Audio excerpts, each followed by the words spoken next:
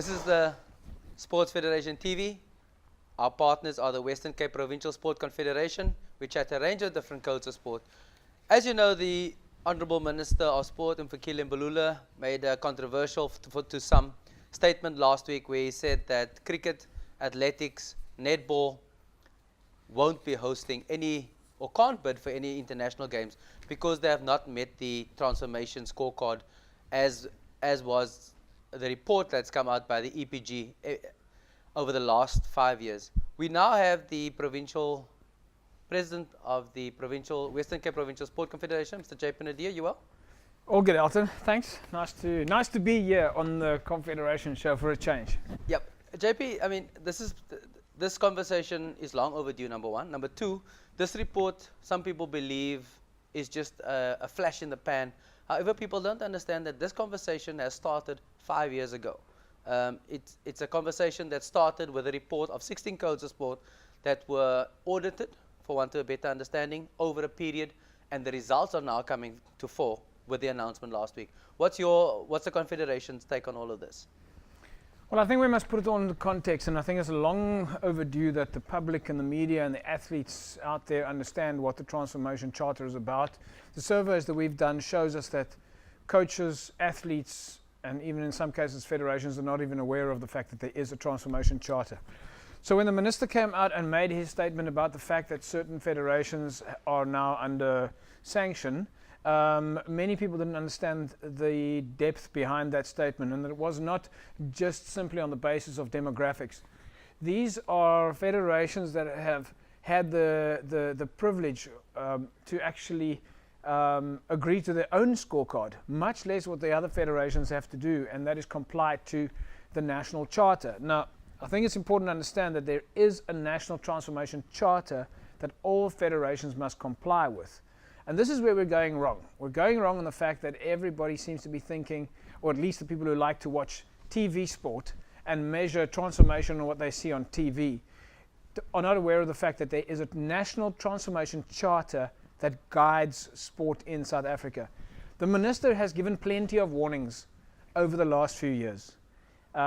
He has mentioned it in Parliament.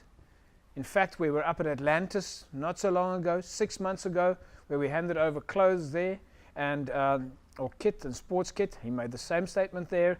And 2 weeks ago at SASCOC, he made the same statement again, that federations run the risk of losing their funding, run the risk of losing their national colours, run the risk of removing the protea, or in some cases the Springbok emblem, and the ability to travel and the ability to bid. What has he done? He's come up with only one sanction. So in fact, considering that they had the luxury of creating their own scorecard and they didn't comply, one penalty so far, I think that the federations that haven't transformed have got off lightly. JP, and that's the point. It is cherry-picked for by virtue of the results of the scorecard. It's not he's gone in and done a study to say, let's penalize rugby or let's penalize cricket. No, absolutely not. It's a broad study that's been done independently, and it's a national thing. 100%, Elton, you're spot on. It wasn't his decision. In effect, it was the federation's own decision. They made the decision to choose that scorecard. They didn't comply. So you can't expect the minister to simply walk away from it. And at some other stage, he would have had to make a decision. But I think JP, can I just stop you there? At the initial outset of all of this, those federations signed to the sanctions because they signed at the beginning and say, yes, we accept the sanction that may come if we don't conform. Yeah, I think 100%, Alden, but I think, you know, what we need to do is we need to move away from what the minister's topic is. And this is the perfect opportunity now for us to talk about what the Transformation Charter is, to talk about the benefits of the Charter and how it rolls out through SASCOC, provincial level and at district level. We can focus on the minister's statement all we like, but it's really not going to make any difference for those of us that are operating at grassroots level. And so for the benefit of the public out there, for federations out there, I think we should talk a little bit about the Transformation Charter and the scorecard and the district structures. So the Transformation Scorecard has been rolled out electronically, and we're the first province to do that. Tell us a bit about it. Where do people find it? What's it about? Well, if you'll allow me, I'd like to go just back one step in terms of how South Africa is structured. So you have SASCOC, which is your South African Sport Confederation Olympic Committee. That rolls into provinces and from there into districts. And these are what we like to call the custodians of sport. So federations run sport. Contrary to what people think that government and politicians run sport, they don't. Federations run sport. Correct. And we administer and manage and promote federations and their sport. This then breaks down. So essentially, moving to your topic at hand, for people to understand how does this work, we have at the Western Cape structure a transformation monitoring committee. That committee is made up of the various districts with representatives of transformations officers which come from each district. And at each federation, you also have a transformation officer. So at a provincial level, we have a transformation commission. At a district level, you have transformation officers, and at federations, you have transformation officers. So it's like a very neat little pyramid of communication about transformation. And I think that's the first thing to understand is before we talk about the scorecard, is that there is actually a transformation infrastructure with guidelines, with regular meetings, with planning behind the transformation charter. And that transformation officer sits on the committee along with the chairman, the vice chairman, the secretary, the treasurer, and they have a seat there and they have a voice. Yes. But at federation level, the same system should be rolled down to club level. So at club level, you should have a transformation officer who does exactly the same thing. So let's take a look at that. Let's take a look at exactly what you were asking me about the scorecard. So before we talk about the scorecard and what we're measuring, let's take a look at the questions in the scorecard. Because again, going back to what I said earlier on, people seem to think that transformation is only about demographics. I've been asked this question many, many times. What in your understanding is transformation? The definition of the word transformation is very simple. It's take one thing and turn it into something else. It is being transformed. All right, that is actually the definition of the word transformation. So if you look at this at the transformation scorecard, and I brought a couple of notes here. If the scorecard is based on the charter, the national charter, which is part of the national development plan. The charter rolls out and essentially gives federations a blueprint on how to operate in their federation and work towards making South Africa a better place, using sport to do it. Nelson Mandela said, sport has the ability to change a nation. Yes, it has the ability to change a nation, but I believe it only has the ability to change a nation if you have good administrators. Now, what did he mean? He didn't mean simply it has the ability to change a nation within the demographics. He meant you can use sport on many platforms to change a nation. So I'm going to use some of the examples here. So in the scorecard, there are 6 dimensions: access, skills and capacity building, demographics. There's the one everybody focuses on, demographics, performance, government priorities, and good governance. And in that, we've got a number of questions. Now, when you start looking at that, you start understanding, hang on, if we are operating on those principles according to those questions, I'll give you one example. The very first question in the access category is the number of participants at your federation. So it goes to speak for itself that if a federation is tasked with increasing its participation, you're getting more people off the street, more people getting physically active, participation increasing. So in other words, one of the mandates or one of the criteria that we give federation is you have to increase participation.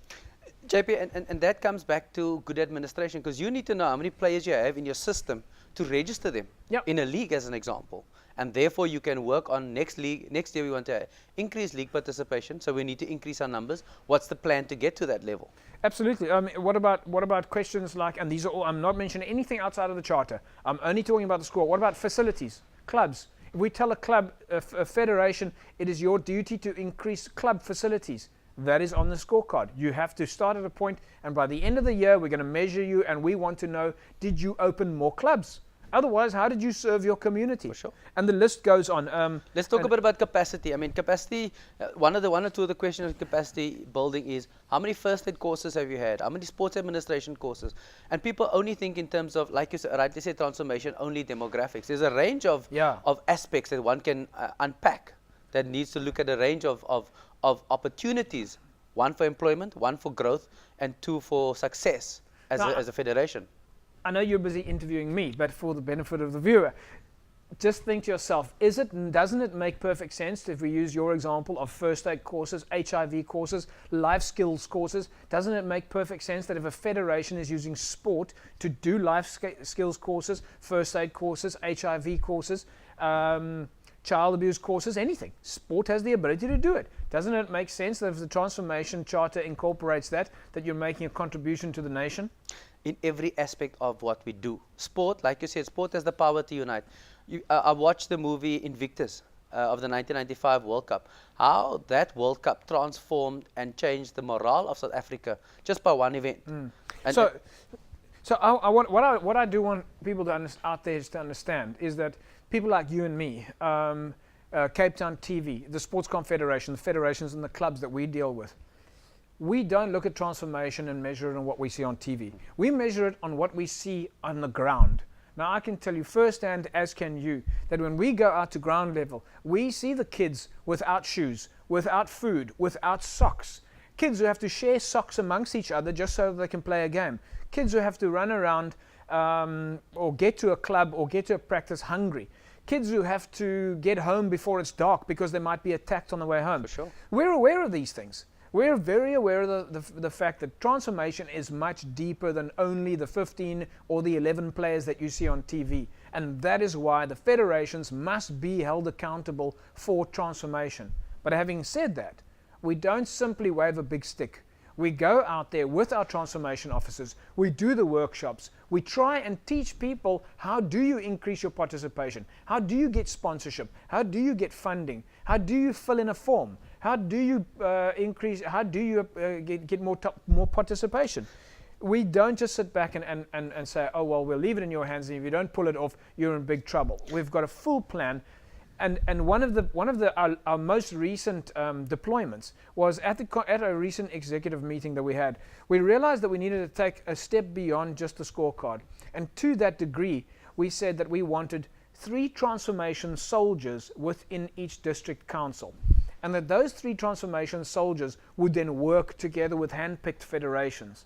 Previously, we only had one person, and that person had to meet with all the transformation officers from all the federations. Yes. Now we've said, no, let's give them a little bit more support. So with the help of the districts, the 6 districts of the Western Cape, we now have 18 transformation officers who are well-versed. People who have been in sport for much longer than me and you, who can actually go out there and they can teach you firsthand how do you get kids on the field, how do you organize a first aid, because sometimes you must think out the box a little bit.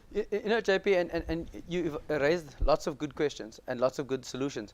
What about looking at partnerships? So does the Confederation envisage building partners to host these workshops as a first aid partner, as a HIV partner? Yes, we often refer to the NGOs and those guys who help us, but you have professional guys. There are no rules. Elton, there are no rules when it comes to transformation. Find a way. We have this excuse of saying we have no money, so we can't transform. Rubbish. Think out of the box. Find partners. Find creative ways. Find people around you who are motivated, who are inspired to be involved. Find people who like to share their knowledge and get out there and just find ways to do it. The scorecard guides you, but there is no excuse. I would love to see the corporates out there start investing more into the community sport, into amateur sport, as opposed to only into top-level professional sport. That'll help a lot. But it's time for the federations and the coaches and the moms and the dads and everybody out there to start taking responsibility for the fact that transformation is everybody's duty. But it doesn't have to be a bad thing. It can be something related to marketing.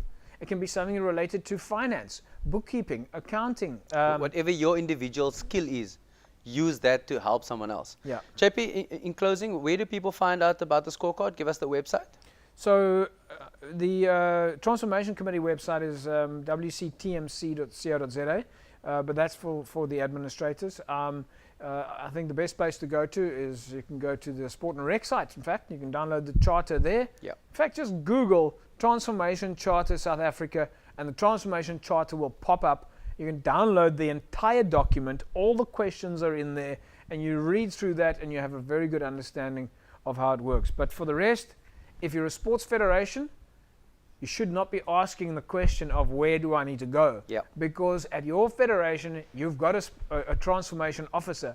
And if your transformation officer at your sports federation is not educating you on transformation at your federation, then they are, well, they're not doing their job. JP Naude, President of the Western Cape Sport Confederation, thank you for your time. People can go onto the website, I'm sure, and find a link there on the Western Cape Sport Confederation website page. Yep, the link is there as well. And Elton, I must just say massive thanks to you. I know that you slog away week in and week out presenting our show, the Confederation show. This is the only show of its type in the country, and I think people must also understand the sacrifice and the commitment that you make. So from a Confederation point of view, thank you very much. It's always a pleasure. It's what the least we can do to promote sport and show transformation. Like tennis showed, like basketball earlier, they've gone leaps and bounds, and there's still lots to do for them as well. JP Naude, thank you.